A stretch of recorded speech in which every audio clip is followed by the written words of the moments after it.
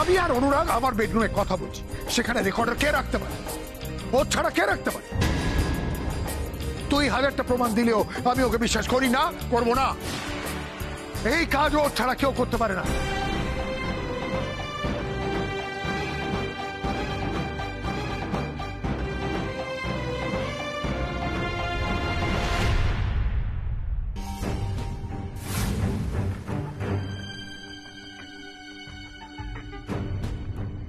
যখনই একটা বড় টাকার জুয়া খেলে ফেললাম, তখন আমার কাছে আর কোনো উপায় ছিল না। আর সুনন্দর দাস ছিল ওই পিচ কিউরেটর।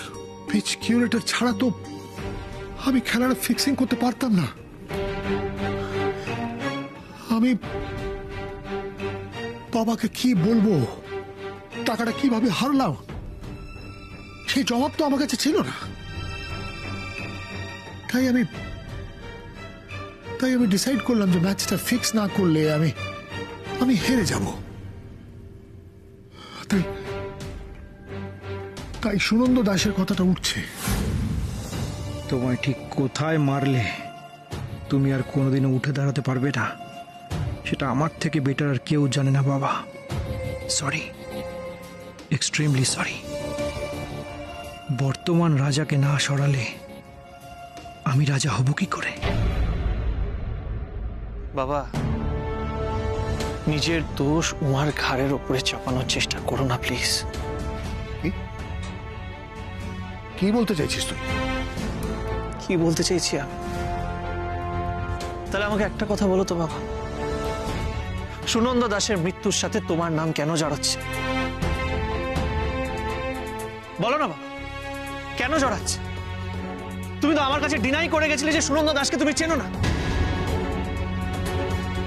কিন্তু এখন সবার সামনে প্রমাণ হয়ে গেছে যে সুনন্দ দাসের সাথে তুমি কন্ট্যাক্ট করার চেষ্টা করেছিলে।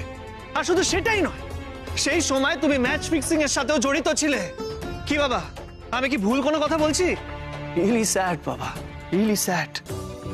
মানে ক্রিকেট যাদের রুজি রুটি, যারা ক্রিকেট থেকে নাম কামায়, তারা কিছু টাকার জন্য ক্রিকেটকেই বিক্রি করে দেয়। কি বাবা, আমি কি ভুল কিছু বলছি? সরি, আমাদের পক্ষে আর ওনাকে সময় দেওয়া সম্ভব নয়। উনি যখন নিজের মুখেই স্বীকার করেছেন যে উনি সুনন্দ দাসের সঙ্গে নিজে দেখা করেছিলেন, তখন আমাকে ওনাকে অ্যারেস্ট করে নিয়ে যেতেই হবে। চলুন অম্বরীশ বাবু। না অফিসার একটা কথা, আমি মানছি উনি স্বীকার করেছেন যে উনি দেখা করেছিলেন, কথা বলেছিলেন, তার মানে তো এটা প্রমাণ হয় না যে উনি খুন করেছেন। অফিসার, কথা বলার জন্য তো আপনি কাউকে অ্যারেস্ট করতে পারেন না। আরে আরে কি রে, হাঁ করে আমাকে দেখছিস কেন? তোরা কিছু কর, বল। কেউ কিচ্ছু করতে পারবে, কিচ্ছু করতে পারবে। দুধ কলা দিয়ে কালসাপ পুষেছ, দেশ সুযোগ দেখেছে। তুমি আমাকে শেষ করতে পারবে না, কোনোভাবেই না। চলুন। না না না, চলুন কি? এই চুপ করে দাঁড়িয়ে আছিস কেন? অনেক কিছু একটা কর। বাবাকে এইভাবে জেল কাটতে দিবি? কি করছিস সে কর। অভি, এরকম চুপ করে দাঁড়িয়ে থাকিস না। তোদের নাকি অনেক নাম ডাক, অনেক প্রভাব প্রতিপত্তি, এই তার নমুনা। দাদাকে জেল কাটতে দিস না, নিয়ে যেতে দিস না। তোরা নিয়ে যাচ্ছিস। পিসিমণি তুমি শান্ত হও, তুমি শান্ত হও। আমরা করছি, কিছু না কিছু করছি। আমি তো আছি নাকি, আমি দেখছি। বাবাকে ওনারা কিচ্ছু করতে পারবেন না, ওনাদের এখন নিয়ে যেতে দাও বাবাকে। আমি বলছি, আমি তোমায় কথা দিচ্ছি, শহরের সব থেকে বড় উকিল ধরবো আমরা। এই অরবিন্দ, উকিলকে ফোন কর, এক্ষুনি ফোন কর। আন্টি প্লিজ, তুমি এত চিন্তা করো না। দেখো, আমার বাবা এই রাজ্যের একজন মিনিস্টার। আমি ড্যাডের সঙ্গে কথা বলবো, ড্যাড আঙ্কেলকে ঠিক ছাড়িয়ে আনবে। সে আপনাদের যা করার করবেন, এখন আমাদের যেতে হবে। চলুন। দাঁড়ান অফিসার, আপনি ভুল করছেন। আমার বাবার মৃত্যুর সাথে কিন্তু ওনার কোনো যোগাযোগ নেই। হ্যাঁ, এটা সত্যি যে আমার বাবার সাথে ওনার দেখা হয়েছিল, কথাও হয়েছিল, কিন্তু তার মৃত্যুর জন্য উনি কোনোভাবেই দায়ী নন।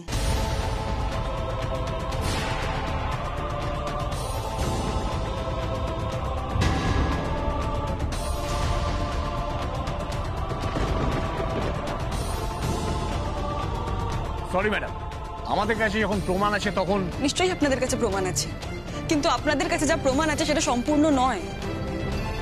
উনি যেমন এটা স্বীকার করেছিলেন যে আমার বাবার সাথে ওনার দেখা হয়েছিল, তেমন তো উনি এটাও বলেছিলেন আমার বাবার মৃত্যুর পিছনে ওনার কোনো হাত নেই।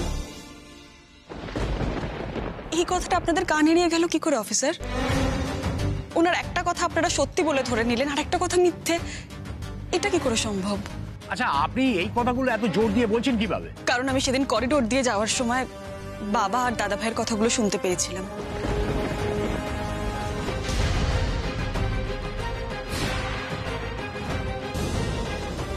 আর সে কথা শোনার পর আমি অভিমন্যু বাবুকে জানিয়েওছিলাম যে আমার বাবার মৃত্যুর সাথে ওনার কোনো যোগাযোগ নেই। হ্যাঁ অফিসার, উমা আমাকে আগেই জানিয়েছে যে বাবা এইসবে ইনভলভ না, কিন্তু কে ইনভলভ সেটা আমরা এখনো জানতে পারিনি। অফিসার, আমি শুধু একটা কথাই বলতে চাই, যে রিপোর্টার উমার বাবাকে নিয়ে ম্যাচ ফিক্সিং এর উপরে একটা আর্টিকেল লিখেছিল, উনি অনেক কিছু জানতে পারেন, আর আই এম শিওর এর পেছনে অন্য কেউ আছে। আচ্ছা, আপনারা যে সত্যি কথা বলছেন তার কি প্রমাণ আছে? প্রমাণ আমি নিজে স্যার। আমার বাবার মৃত্যু রহস্য সমাধান করার জন্যই আমার ক্রিকেট মাঠে ফিরে আসা, আর সেখান থেকেই আমি সবটা জানতে পেরেছি। আপনি আজকে এখানে এসেছেন তাই, না হলে আমিই যেতাম আপনার কাছে। অ্যাবসলিউটলি অফিসার, আমরা আপনার কাছে যেতাম, কারণ আপনার হেল্প নিয়ে আমরা রিপোর্টারকে খোঁজার চেষ্টা করতাম। দেখুন অফিসার, প্লিজ বোঝার চেষ্টা করুন, ওই রিপোর্টার অনেক কিছু জানে। ওই রিপোর্টারকে যদি আমরা খুঁজে বের করতে পারি তাহলে অনেক কিছু ক্লিয়ার হয়ে যাবে। অফিসার, ওই রিপোর্টারের নাম হলো সমর সেন। উনি যেখানে কাজ করতেন, যে নিউজ পেপার অফিসে কাজ করতেন, সেখানেও আমরা গেছিলাম, কিন্তু উনি এখন কি করেন, কোথায় থাকেন, আমরা কিছুই জানতে পারিনি। ওনাকে যদি আমরা ট্র্যাক করতে পারি তাহলে অনেক কিছু ক্লিয়ার হয়ে যাবে। I see, alright. আপনি মেয়ে হয়ে যখন আপনার ফাদার ইন লকে ক্লিন চিট দিচ্ছেন, তখন আমরা ওনাকে ছেড়ে দিচ্ছি। তবে আপনাদের তদন্তের কাজে যদি আমাদেরকে প্রয়োজন হয় তাহলে আমাদেরকে অবশ্যই জানাবেন। Thank you officer, thank you so much. এতে থ্যাংক ইউ এর কিছু নেই, এটা তো আমাদের ডিউটি। সুনন্দ দাসের মতো মানুষের মৃত্যু এইভাবে ধামাচাপা পড়ে যেতে পারে না। উনি ময়দানের একজন পপুলার পিচ কিউরেটর ছিলেন। বাংলার নামজাদা ক্রিকেটারদের সঙ্গে কত সদ্ভাব ছিল। এই রকম মানুষকে মেরে কেউ যেন পার পেয়ে না যায়। পাবে না স্যার, পার পাবে না। আসল ক্রিমিনালকে আমরা খুঁজে বের করবই, আর তার জন্য আপনাদের সাহায্য আমাদের চাই। এই উমাটা তো দেখছি আমার পুরো প্ল্যানটা ভেস্তে দিল। একবার শুধু বাবাকে থানায় পাঠাতাম, ব্যাস, বাবা আর কোনোদিনও ঘুরে দাঁড়াতে পারতো না।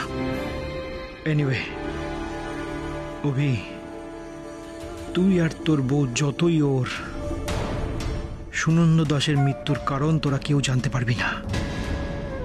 এই অনুরাগ আচার্যর কলার ধরার সাহস তোদের নেই। তোরা কোনোদিনও জানতে পারবি না উমার বাবা কি করে মারা গেল। ওকে দেন, তাহলে চলি। Good night. সরি অম্বরীশ বাবু, আমরা যা করেছি সেটা আমাদের ডিউটি বলেই করেছি। It's alright. ওকে, চলো। দেখেছিস দাদা, তুই এতক্ষণ ধরে উমাকে এত দোষ দিচ্ছিলি, ওই কিন্তু ঠিক সময় সত্যি কথা বলে তোকে বাঁচিয়ে দিল। বোকা, তোরা বোকা। ওর আসল প্ল্যানটাই বুঝতে পারছো না। ও আর চেয়েছিল আমাকে এইভাবে সকলের সামনে অপমান করবে, আর তাই করেছে ও। পুলিশ এই প্রথম আচার্য বাড়িতে ঢুকলো। কার জন্য? এই উমার জন্য। পরবর্তীকালে মহান সাজবে বলে পুলিশের সামনে বাকি তথ্যগুলো বলল। ও ভেবেছে আমি ওকে ক্ষমা করব। তোমরা যেভাবে মেনে নিয়েছো ওকে, আমিও মেনে নেব। নাও মা, ভুল করছো তুমি। আমি তোমাকে কোনোদিনই মানব না। পুত্রবধূর জায়গায় আমি তোমাকে কোনোদিন বসাতে পারবো না। আর আজ এই যে অপমানিত হতে হলো আমাকে, তার জন্য তোমাকে কোনোদিন আমি ক্ষমা করব না।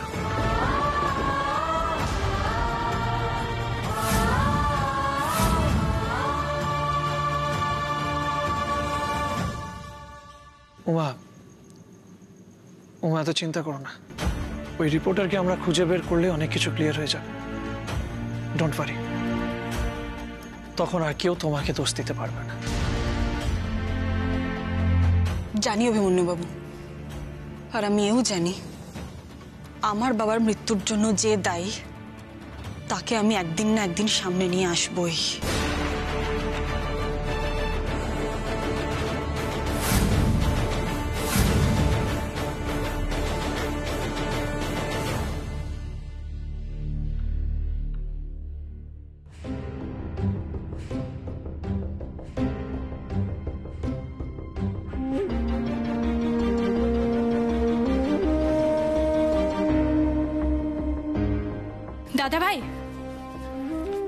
দাদা ভাই শুনছো? আলিয়া বলো। দাদা ভাই, তোমার সঙ্গে আমার একটু ইম্পর্টেন্ট কথা ছিল। হ্যাঁ আলিয়া, আমারও তোমার সঙ্গে কিছু ইম্পর্টেন্ট কথা ছিল। আচ্ছা দাদা ভাই, বাড়িতে আঙ্কেলকে নিয়ে যেটা হলো সেটা কি ঠিক হলো বলো তো? না, একদমই ঠিক হয়নি। বাবাকে এর আগে এত ডিস্টার্ব আমি কোনোদিনও দেখিনি। আর সেই ডিস্টারবেন্সের একমাত্র কারণ হচ্ছে ওই উমা দাস। এটা তুমি মানো তো? ও ধরেই নিয়েছে যে ও ন্যাশনাল টিমে চান্স পেয়ে গেছে, ধরাকে সরা জ্ঞান করছে, যাকে যা ইচ্ছে ব্লেম দিয়ে দিচ্ছে। ওর এই বারবারন্তটাকে আমাদের আটকাতেই হবে দাদা ভাই।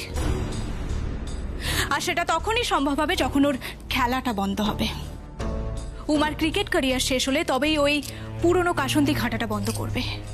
ওর বাবাকে কে মেরেছে সেটা নিয়ে এই বাড়ির লোকজনকে জড়ানো, এটাও বন্ধ হবে। আর তাই ন্যাশনাল টিমে উমার চান্স পাওয়াটাকে আমাদের আটকাতেই হবে দাদা ভাই। চিন্তা করো না আলিয়া, আমি কাজ শুরু করে দিয়েছি। আমি ওই 3 জন সিলেক্টরের সঙ্গে কথা বলেছি, ওর মধ্যে দুজন আমার কথায় রাজি হয়েছে। তাদের মোটা টাকা দিয়েছি আমি। তারা বলেছে আমাকে উমাকে খারাপ মার্কস দেবে, ওর ব্যাপারে বলবে যে ও যোগ্য ক্রিকেটার না। সত্যি? ইয়েস। আমার মনে হয় উমার ক্যারিয়ার শেষ। যাক বাবা, বাঁচা যাবে। আর সারাক্ষণ উমার বাবার এই মৃত্যুর রহস্যের নাটকটাও না বন্ধ হবে।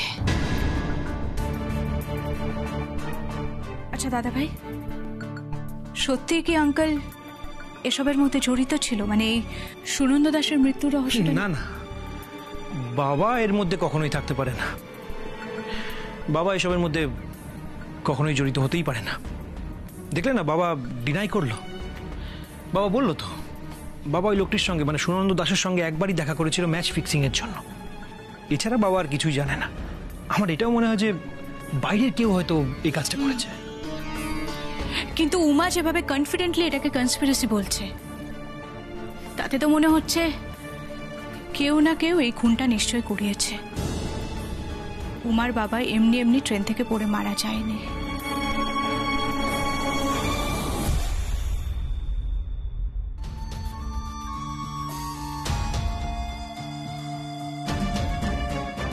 না না, আমি পারবো না, এই কাজটা আমি কিছুতেই করতে পারবো না। শুনুন, ওই ক্রিকেট মাঠ আমার কাছে মন্দিরের মতো। হ্যাঁ, আমি তো পিচ কিউরেটার। যে কাজটা আমি করি খুব মন দিয়ে করি, পুজো মনে করি, পুজো। সেই কাজের সঙ্গে আমি বেইমানি করতে পারবো না। বেইমানি করার কি আছে সুনন্দ বাবু? ছোট্ট একটু কাজ করে দিন না। আরে বাবা, কতগুলো টাকা পাবেন ভাবুন শুধু। এই কথাটা আপনি মাথাতেও আনবেন না। শুনুন, টাকাটা বড় কথা নয়, কিন্তু এই কাজটা করলে যে বেইমানি আমি করব, সেই পাপবোধ আমাকে সারা জীবন বয়ে বেড়াতে হবে। সেটা আমি বয়ে বেড়াতে পারবো না। আর তাছাড়া ক্রিকেট আমার সংসার চালায়। এই যে আমার মা, বউ, 3 মেয়ের মুখে আমি অন্ন তুলে দিতে পারি, সেটা ওই ক্রিকেটের জন্যে। তার সঙ্গে আমি বেইমানি করতে কিছুতেই পারবো না। আর তাছাড়া আমার মেয়ে তো ক্রিকেট খেলে, জানেন, খুব ভালো ক্রিকেট খেলে। হয়তো আজ বাদে কাল ইন্ডিয়া টিমও চান্স পেতে পারে। আমি যদি এই বেইমানিটা করি, তাহলে আমার মেয়ের কাছে আমি মুখ দেখাবো কি করে? আমি হাত জোড় করে আপনাকে অনুরোধ করছি, আপনার কথা মতো আমি পিচ তৈরি করতে পারবো না। আমাকে ক্ষমা করবেন। কিন্তু আপনার সততার জন্য আমি আমার এতগুলো টাকার লোকসান তো হতে দিতে পারি না। মানে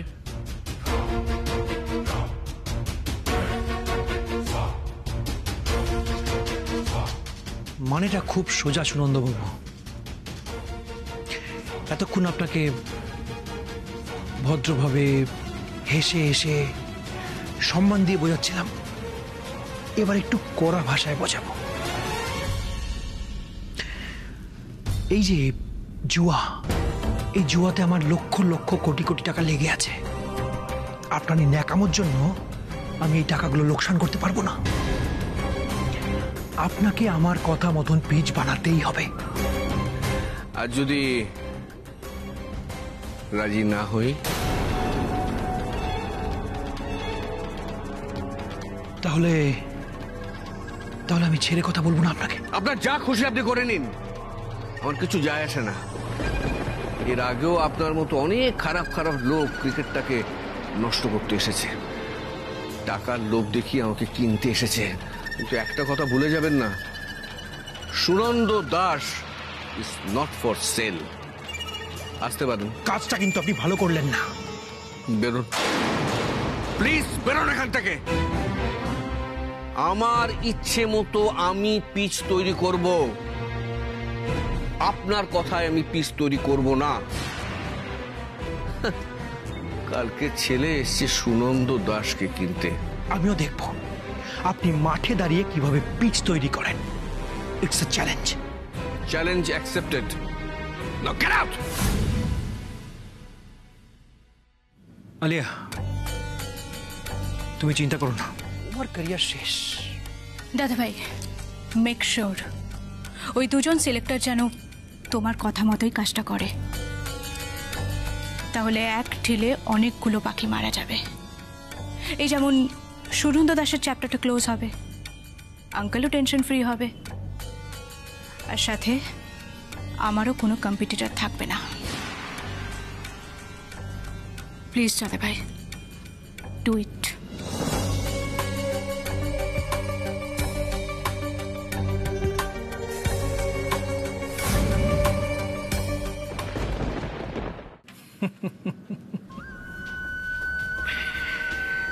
আলিয়া বোস, তুমি আমাকে বলছো ডু ইট।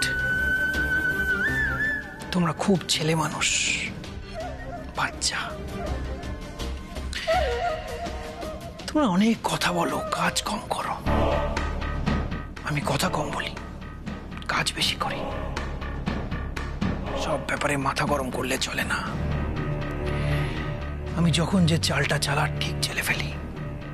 আমার ডান হাত জানে না বা হাত কি করে, বা হাত জানে না ডান হাত কি করে। তোমাদের থেকে অনেক বড় প্লেয়ার আমি।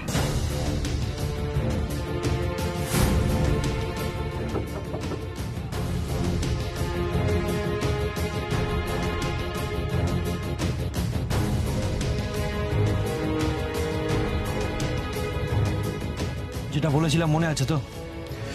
কোনোভাবেই যেন এটাকে মার্ডার বলে মনে না হয় কারোর, যেন মনে হয় অ্যাক্সিডেন্ট। আকচার যেটা আমাদের আশেপাশে হয়ে থাকে। হয়ে যাবে স্যার। লোকটা ব্যান্ডেলে থাকে, রোজ ভোরের ট্রেন ধরে কলকাতায় আসে, আবার রাতের ট্রেন ধরে ব্যান্ডেল ফেরে। নজর রাখো, আর সুযোগ পেলেই কাজটা করে ফেলো। বুঝে গেছি স্যার, হয়ে যাবে। গুড। আজকে ফাইনাল খেলা, তোকে বের করে আনার জন্যই তো নাটকটা করলাম রে পাগলি।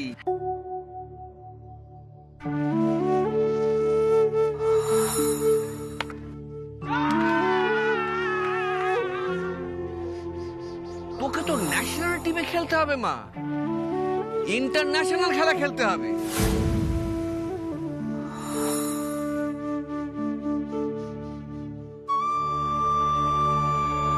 উমা, উমা, আমি আসছি রে মা। দেখিস আজ তোর বাবা তোর জন্য কি কি জিনিস নিয়ে আসে। নতুন ব্যাট, নতুন বল, নতুন কিট ব্যাগ।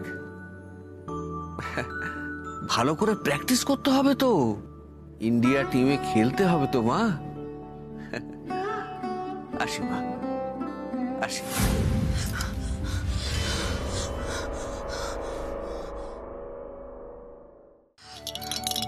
কটা বাজে?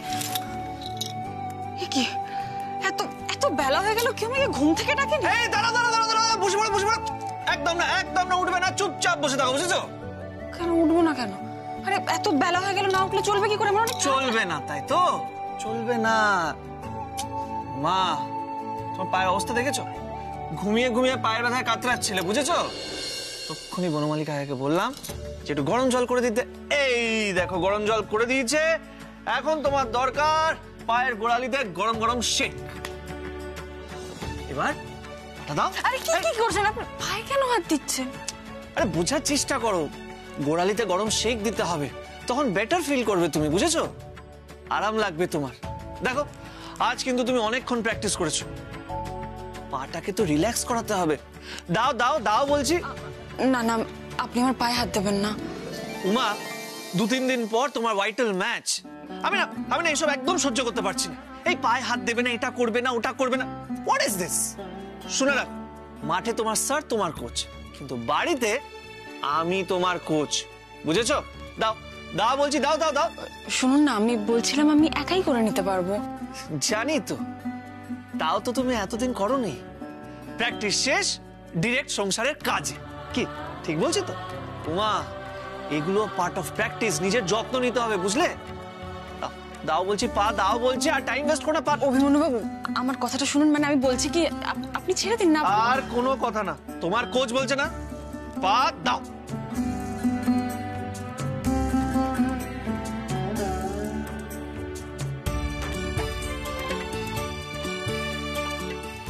আরে